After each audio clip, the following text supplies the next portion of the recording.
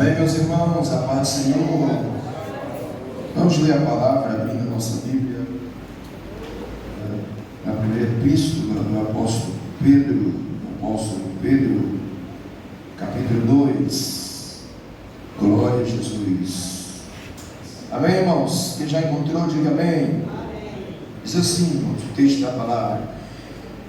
Primeira epístola do apóstolo Pedro, capítulo 2, versículo 1 em diante, diz assim: despojando-vos, portanto, de toda maldade e dolo, de hipocrisias, invejas e de toda sorte de maledicências, desejai ardentemente, como crianças recém-nascidas, o genuíno leite espiritual, para que por ele vos seja dado crescimento para a salvação, se é que já tendes a experiência de que o Senhor é bondoso. Amém? Como ser um gigante na fé cristã? Quem deseja ser? Levanta a mão, dê glória a Deus. Olha, queridos, existem na palavra de Deus todos os indicativos para sermos diferenciados na caminhada. Existe um ditado que quem está na chuva é para se molhar, sim ou não? Amém? Levanta a mão e diga glória a Deus. Quem está na chuva é para se molhar. É ou não é, irmãos? É.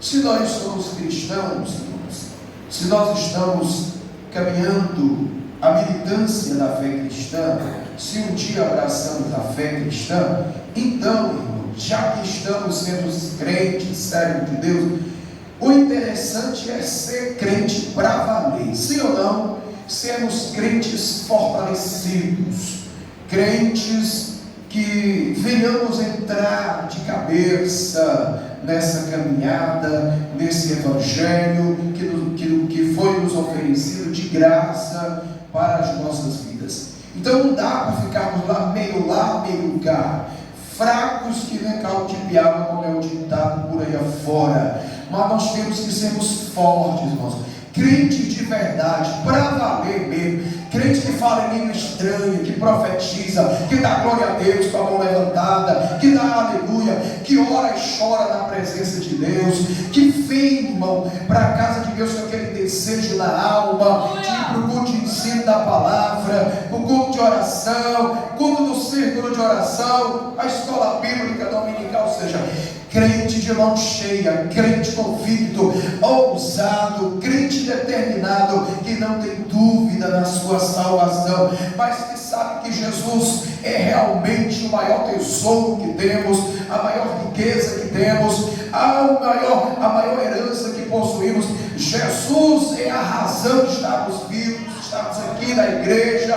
Jesus é a única razão de existirmos. Só quem crê nessa palavra aí, irmão, deixa eu ver, levanta a mão e diga glória a Deus. Então, irmãos, só vai ser crente se for tudo.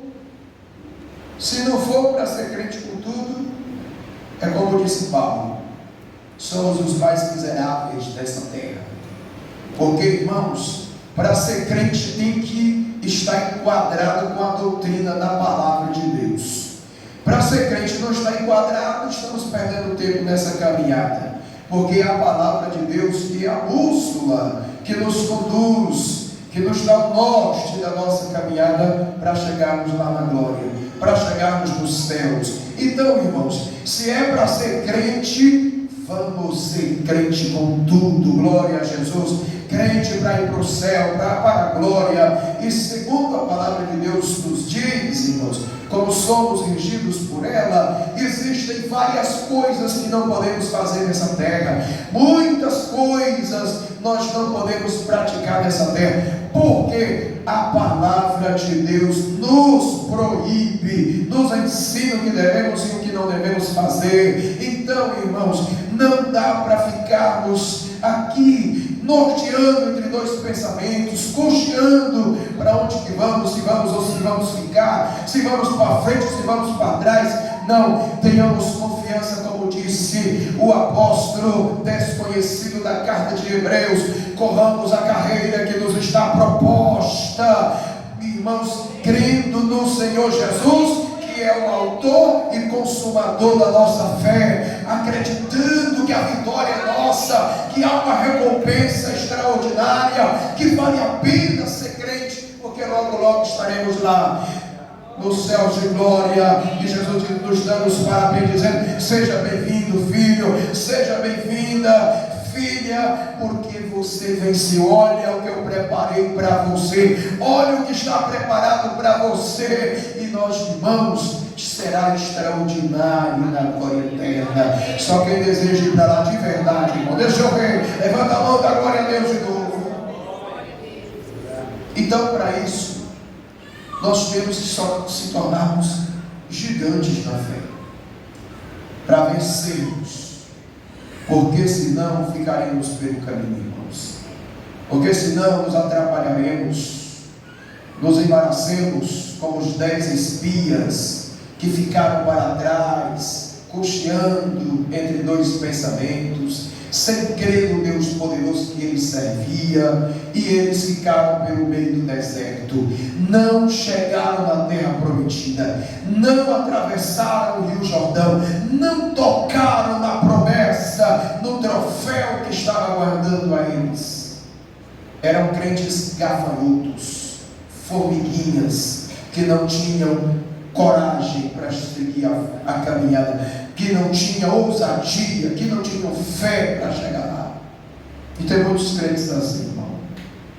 Tem muitos crentes assim que estão ficando pelo caminho do deserto, porque olham para as lutas e dizem que não vão conseguir, que são fracos, pequenos demais, não vão chegar, não vão conseguir vencer as dificuldades que surgem pelo caminho da fé cristã.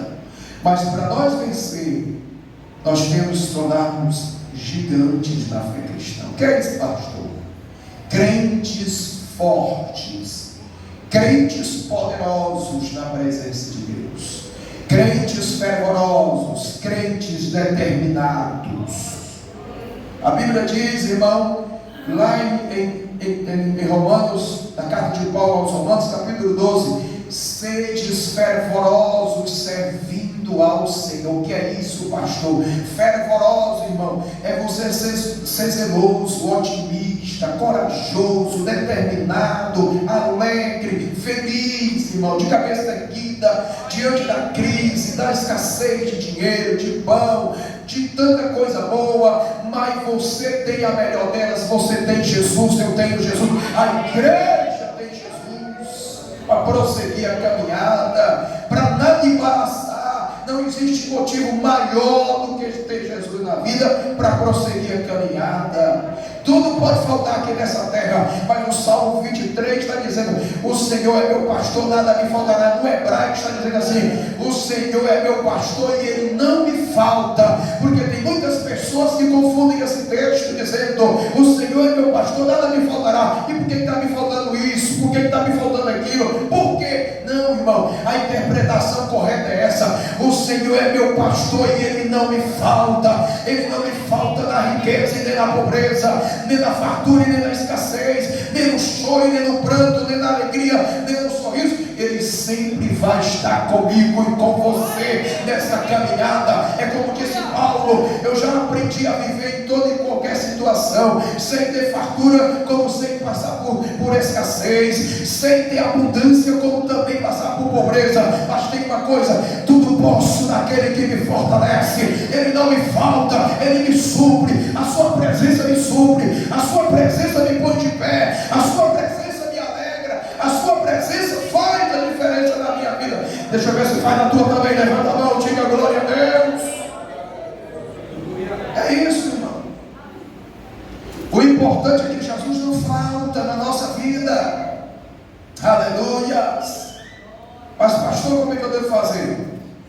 Em Efésios 6 e 10 está dizendo assim: fortalecei-vos no Senhor e na força do seu poder. Glória. Ei, Jesus criou uma igreja para ser poderosa. poderosa, uma igreja gloriosa, cheia do Espírito Santo de Deus. A igreja é uma igreja forte. Por quê? Porque ela tem a presença do Espírito Santo de Deus.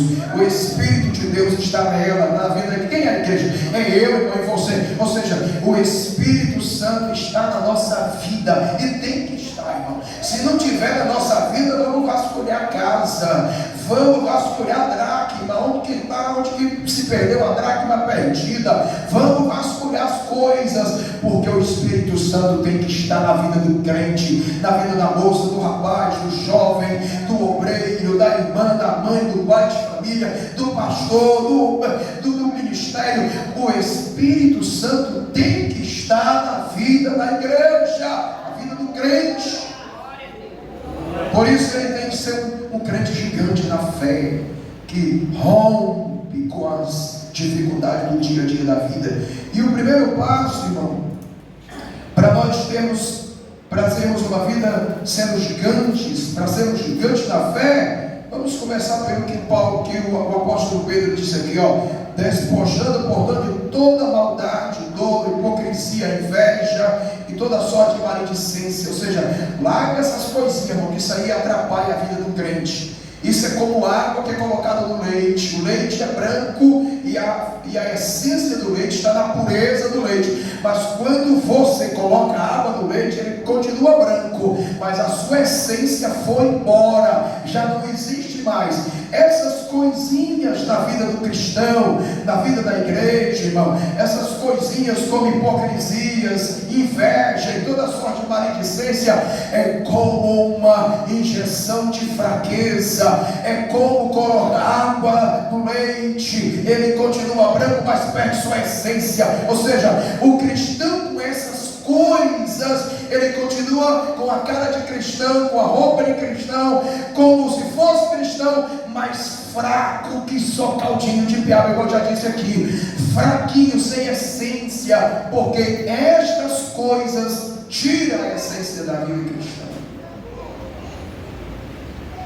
Crente não pode ser, irmão, hipócrita. Crente não pode ser invejoso, irmão. Igreja não pode ter isso. Isso é uma erva daninha. Isso é uma sementinha de joio no coração do cristão. O cristão tem que ser verdadeiro, irmão. Para sermos gigante espiritual, nós temos que olhar olho no olho, face a face. Nós temos que dizer uma palavra só. Nós temos que sermos leais uns aos outros. A hipocrisia, ela traz postura de fingimento. Ela traz uma coisa estampada no rosto, mas o coração é outra coisa. Por dentro é outro. É como se fosse uma estampa de um perfume, de uma essência, que por fora diz uma coisa, mas o conteúdo diz outra. Nós não podemos, irmãos, ter essas coisinhas no nosso meio. Igreja, ela tem a essência de Cristo. A palavra do Senhor vai dizer em Efésios que a igreja é a coluna e o esteio da verdade. Glória a Deus, pois ela tem o Pai da verdade. Ela não tem sociedade com o pai da mentira, que é o diabo, que pecou desde o princípio. Porque a igreja, ela tem como pai o Senhor Jeová Rafá, o Pai das luzes, o Deus de toda a verdade, onde não há sombra de variação, que não mente e não pode mentir, porque Ele é fiel a Ele mesmo. A igreja tem a essência de Deus, ela tem a essência de Jesus, pois ela é o organismo vivo de Jesus. Ele é o cabeça, a igreja é o corpo de Jesus. Você entendeu? Levanta a mão aí. Só você que é o organismo vivo de Jesus, levanta a mão e diga glória a Deus. Ela não pode ter isso. Segundo, tem que desejar ardentemente o leite espiritual. Olha o que está dizendo aí, desejando ardentemente o leite espiritual. Pastor, o que é o leite espiritual? Vamos para Hebreus, capítulo 5, versículos de número 11 em diante. Diz assim: a esse respeito temos muitas coisas que dizer e difíceis de explicar, porquanto vos tendes tornado tardios em ouvir. Pois com efeito, quando devieis ser mestre, atendendo ao tempo decorrido, tendes novamente necessidade de que alguém vos ensine de novo quais são os princípios elementares da palavra de Deus. Assim vos tornaste como necessitados de leite, e não de alimento sólido. Ora, todo aquele que se alimenta de leite é inexperiente na palavra de Deus, na palavra da justiça, porque é criança. Mas o alimento sólido é para os adultos, para aqueles que pela prática têm as suas faculdades exercitadas para discernir não somente o bem, mas também o mal. Olha, irmão, o que a palavra de Deus está dizendo? O que é o leite? O leite são os elementos principais da palavra de Deus, são as doutrinas principais que nós aprendemos quando abraçamos a fé. O leite fala de princípio, irmão. Quem é que toma leite? É uma criança quando ela nasce. Criança fala, irmão, de princípio de vida. Criança fala dos primeiros passos de vida. Só é necessitado de leite quem é criancinha, que está nascendo agora e começa a tomar o leitinho para começar a formar o corpo. Daqui a pouco ele vai crescendo e o leite é substituído por uma sopa, uma sopinha com mais uns ingredientes fortalecidos. Daqui a pouco o ingrediente da sopinha vai dando lugar a outros alimentos mais sólidos, porque a criança vai crescendo, vai se formando e vai se tornando um ser humano adulto. Aí não é mais necessário ficar tomando leitinho como criança, porque já vai gostar agora de um chamari, irmão, bem feito. Vai gostar agora, irmão, de uma costelona bem feita. Quando você vai no mercado e você compra, você vai fazer agora um alimento sólido, uma comida forte, que quando você se alimenta, você até soa, você até transpira seu organismo, por causa de tão forte que é a alimentação. Assim o apóstolo está trazendo para o contexto espiritual da palavra. Ele disse aqui, olha, na epístola de Pedro, do apóstolo Pedro, no capítulo 2, versículo 2, onde lemos, ele está dizendo: desejai ardentemente o leite espiritual. Observe que ele vai falar isso depois dele dizer: despojai-vos de toda hipocrisia, invejas e toda sorte de maledicência. Aí versículo 2: desejando ardentemente o leite espiritual. O que ele está querendo dizer? Ele está falando: ei, despojai, abandonai, largai essas coisas velhas, porque tudo isso é coisa do passado, da vida antes de vir para Jesus. Mas agora vocês já vieram para o Evangelho, vocês agora são igreja, já passaram por João 3, versículo 3, nasceram de novo, já passaram pelo 2 Coríntios capítulo 5, versículo 17, eis que quem está em Cristo nova criatura é, eis que as coisas velhas já passaram, é coisa do passado, e tudo se fez novo. Agora vocês devem desejar o leite, desejar ardentemente o leite espiritual. Que é isso, pastor?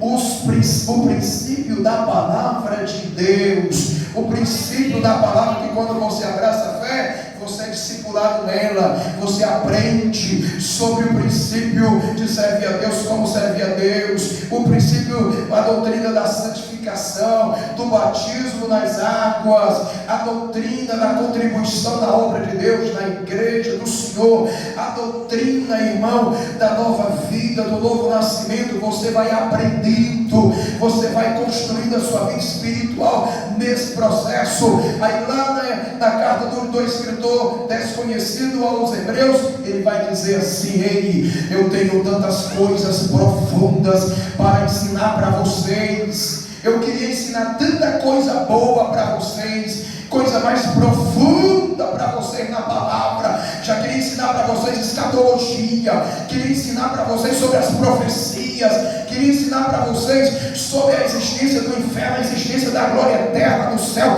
queria ensinar tudo para vocês, mas eu percebo que vocês não estão preparados ainda, porque isso é alimento sólido, e eu vejo que vocês estão precisando ainda de leite, o alimento dos primeiros dias de vida. Vocês ainda precisam de alimento de criança, porque no tempo que vocês já estão sendo crentes, já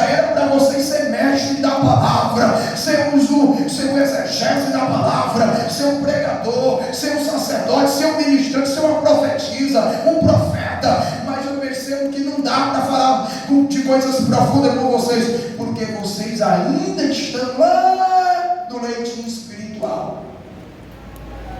E aí, Jesus? Como é que vai fazer?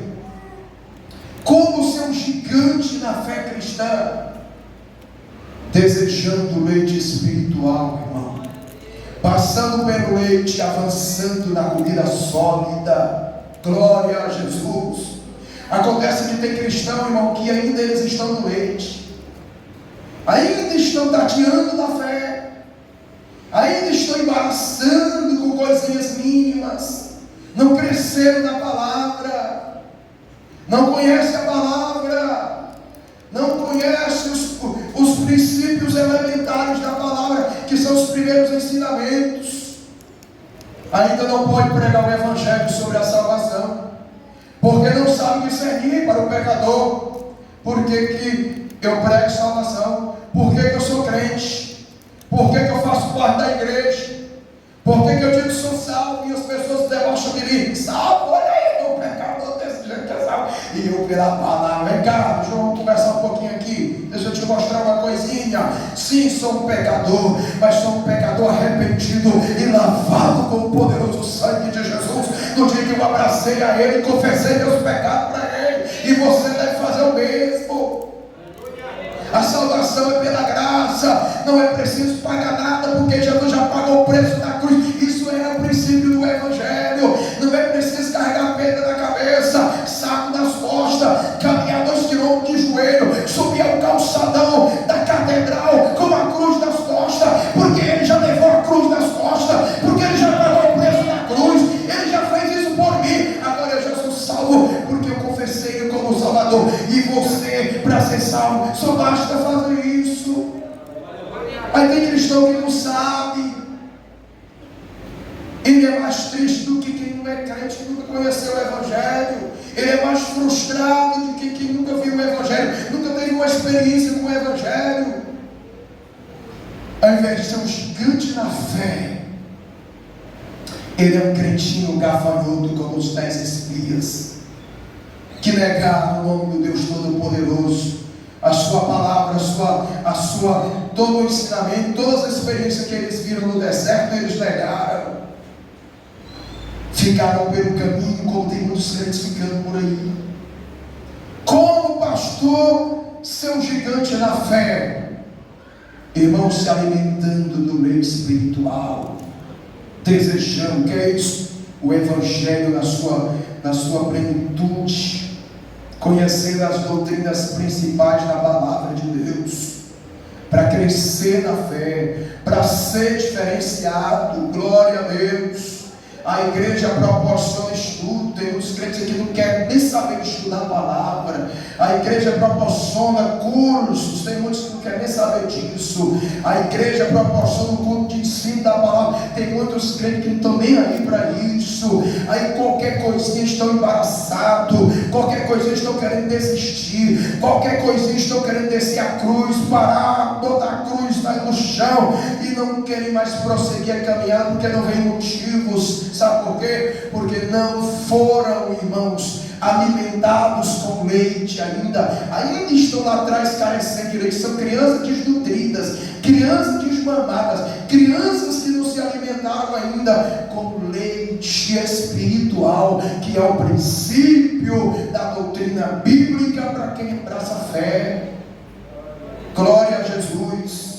Pastor, como eu devo fazer para me fortalecer, para me ser um gigante? Número 1, se eu fosse você, eu adotava. Número 1, estabelecer hábitos e práticas espirituais no seu dia a dia. Primeiro, ter uma rotina de estudo da palavra de Deus na sua vida. Planejar. Como ser um gigante, pastor? A partir de hoje eu vou planejar meu tempo e todo dia eu vou estudar um pouquinho a palavra. Eu vou abrir o manual da vida e vou estudar um pouquinho a palavra. Salmo 119, verso 18 diz assim: o salmista disse: desvenda os meus olhos, Senhor Jeová, para que eu contemple as maravilhas da tua palavra, as maravilhas da tua lei. Essa deve ser a oração de todo cristão que quer ser um gigante da fé. Primeiro, irmão, para você ser um gigante da fé, você tem que se alimentar da palavra e conhecer a palavra. É a palavra que vai te pôr de pé, é a palavra que vai tirar o pecado da nossa vida, é a palavra que vai nos policiar, é a palavra que vai tirar os nós, os condós, vai descascar a madeira, é a palavra que vai deixar eu e você habilitado para caminhar na presença gloriosa de Deus. É a palavra. Crente sem palavra é crente fraco, desnutrido. Crente sem palavra é crente sem rumo na vida. Crente sem palavra é crente desmotivado, fraco. A Bíblia vai dizer vários textos, irmãos, sobre o dever que temos de estudar a palavra. A Bíblia vai dizer em João 5, 38, 48: examinai as Escrituras, se julgam ter nelas a vida eterna. Você julga ter nas Escrituras a vida eterna? Você crê que ela é a bússola que vai te levar para o céu? Você crê que é a palavra que nos traz como é o céu, que nos mostra o destino de quem não serve a Deus? É a palavra. É a palavra que nos mapeia a vida eterna, é a palavra que vai trazer para nós o destino que nós estamos caminhando. Você crê nisso? Quem crê, levanta a mão, deixa eu ver. Então, coma a palavra. Jesus venceu o diabo com a palavra. Lúcifer, o príncipe dos demônios, foi confrontar Jesus. Jesus tinha um poder de tocar o pé de Satanás. Ele caiu para lá, dar um sopro na cara dele e subir na presença dele. Mas Jesus não fez isso não, irmão. Jesus venceu Lúcifer com a palavra, usando a palavra. Não, irmão, saiu da palavra, mas se limitou na palavra. Você quer vencer? Coma a palavra. Ela é o leite espiritual para o teu princípio de fé. Depois ela é o alimento sólido para você que já cresceu na fé. Quantos anos de crença você já tem, irmão? Paulo, aliás, o escritor disse: olha, pelo tempo de fé que você já tem, já era para você ser mestre. Eu queria ensinar coisa profunda para vocês, mas não posso, porque eu vejo que vocês estão precisando de leite ainda, ao invés de alimento sólido. O que você conhece das Escrituras? Você conhece o que das Escrituras, irmão?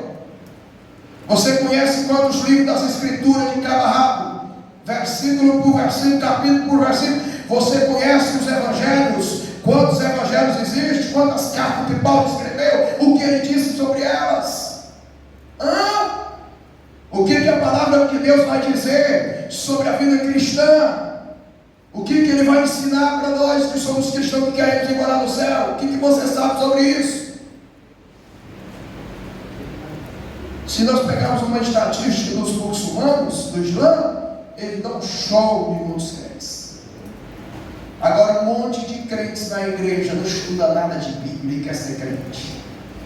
E quer ir para o céu. Mas aí vem as lutas, vem os intempéries na caminhada e ele termina desistindo, irmão. A gente que é pastor, irmão, se depara com cada situação com ovelha, que a gente nem acredita, irmão. Qualquer coisinha você pensa que o crente já está chegando no céu. Quando você caça ele está muito longe de você, muito longe da pisada da igreja. Você vai procurar: meu filho, o que aconteceu com você? Irmão, a justificativa deixa claro que ele não tem nutrição da palavra, não conhece a palavra, não conhece Jesus, não tem alimentação espiritual, é um anêmico da fé. Não tem como esse cristão vencer. E assim nós vamos vendo muitos ficando pelo caminho por causa da falta do conhecimento da palavra de Deus. Mas quem quer ser gigante aqui na fé, a partir de hoje, mais aí, glória a Deus, crie uma rotina de estudo da palavra na sua casa. Segundo, crie uma rotina de oração. Irmão, embora a igreja canse de ouvir falar de oração e não quer saber de orar, mas essa é a receita para quem quer vencer a vida cristã. Irmão, é oração, é hábito de oração. Sem essa prática o cristão não vai vencer. Não adianta que ele não vai vencer. Crie uma rotina de oração. 1 Tessalonicenses 5,17 diz o que? Orai sem cessar. Lucas 18, e eu vos vou falar uma parábola para ensinar vocês ou incentivar vocês a orar sempre, sem nunca escurecer. Disse Jesus, Mateus capítulo 26, versículo 41, orai, aliás, vigiai e orai, porque o espírito está pronto, mas a carne é fraca. Irmão, você quer ser um gigante na fé? Ore, irmão. Busque uma metodologia de oração. Crie uma rotina de oração. Terceiro, jejum. Pratique o jejum. Tem irmão que quer vencer, mas não sabe não o que é jejuar. Irmão, enquanto você ficar comendo demais, você nunca vai vencer. Jejum é uma arma, irmão. Jejum faz parte da doutrina bíblica. Jesus, para começar seu ministério, ele começou com 40 dias de jejum, irmão, e oração. Como é que você quer vencer se o teu cabeça, o teu líder espiritual nos ensinou, se o nosso líder que fundou a igreja começou nos dando exemplo, só 40 dias de jejum e oração, e como que fica eu e você, irmão? E nós queremos chegar no céu, irmão? Quer ser um gigante? Comece a jejuar, que o desejo da carne vão cair, e o Espírito vai engordar, vai crescer dentro de você, e você vai desejar Deus, vai desejar o céu, desejar a igreja, estar na casa de Deus, vai desejar tudo de Deus, e a carne vai cair. Desejo de adultério, prostituição, desejo de lascívia, desejo da imoralidade vai cair, porque o jejum faz cair, e o Espírito vai crescer dentro de você. Quer vencer, quer ser um gigante, jejum, quer ser um gigante? Adote um hábito de louvor na sua casa, irmão. A vida cristã é feita de palavra, oração, jejum e louvor. Louve a Deus na sua casa, venha para a igreja e louve a Deus, louve ao Senhor. A Bíblia vai dizer em Salmo 22, verso 5, que Deus, verso 3, que Deus habita no meio dos louvores, irmão. Quando você louva, você atrai Deus para a sua casa, para a sua vida, para a sua família. Adote, irmão, o princípio do louvor na tua casa, e você vai vencer. Quer ser um gigante? Vigie, Marcos 13, 37, o que eu digo a todos: vigiai e orai. É assim que a palavra do Senhor vai. Fique de pé, que eu quero orar por você nessa noite. É simples, irmão, mas é os elementos natural, espiritual, indispensável para quem quer vencer. Deixa eu ver quem quer ser gigante na fé aqui. Levanta a mão. Coloca a mão no cima do teu coração. Eu vou orar para Deus abrir as portas para você buscar a sua presença, para você ter um hábito de ler a palavra, um hábito de jejuar na tua casa, um hábito de oração na tua casa. Você vai começar a planejar seu tempo para Deus, e você vai ver como a sua vida vai mudar. Só quem crê, levanta a outra mão. Glória a Deus, glória a Jesus. Fecha teus olhos. Começa a buscar o Senhor. Pai, nessa noite eu tenho ministrado a Tua palavra, e eu te apresento a Tua igreja nas Tuas mãos. Pai, essa palavra que é um norte para a nossa vida, essa palavra que é o nutriente maior que precisamos, Pai. Pai, visita a Tua igreja, Teu povo, Teus filhos nessa casa. Pai, Tu conhece a oração da Tua igreja, das autoridades espirituais dessa igreja, dos obreiros dessa casa. Como temos orado e buscado a Tua face, para o Senhor edificar a Tua igreja, fortalecer Teu povo, abrir os olhos da Tua igreja, abrir o apetite espiritual da Tua igreja, entrar com milagre de cura, de provisão, de providência. Deus, Pai, chegou a hora do Senhor trabalhar na vida de cada ovelha, do Senhor operar na vida de cada ovelha. Pai, desvenda os olhos da Tua igreja para contemplar as maravilhas da tua palavra. Pai, abre o apetite da tua igreja para a oração, para a leitura, para o estudo da palavra, para o jejum, para a prática do jejum, a prática do louvor, a prática da vigilância. Deus, enche a tua igreja do teu Espírito Santo, pois só através do teu Espírito Santo é que nós possamos vencer, que nós podemos vencer as lutas, as dificuldades, os desafios, os embates, as tramóias de Satanás. É através do teu Espírito Santo, da tua presença. Vai agindo, Pai, vai enchendo, vai tocando, vai removendo a poeira, a cinza, vai soprando, Senhor Deus, a sujeira espiritual. Vai, Deus, trocando a fraqueza pela força do teu Espírito Santo. Vai tirando a anemia espiritual e nutrindo a tua igreja com a tua presença gloriosa. Em nome de Jesus, só quem recebe, diga amém, glória a Deus.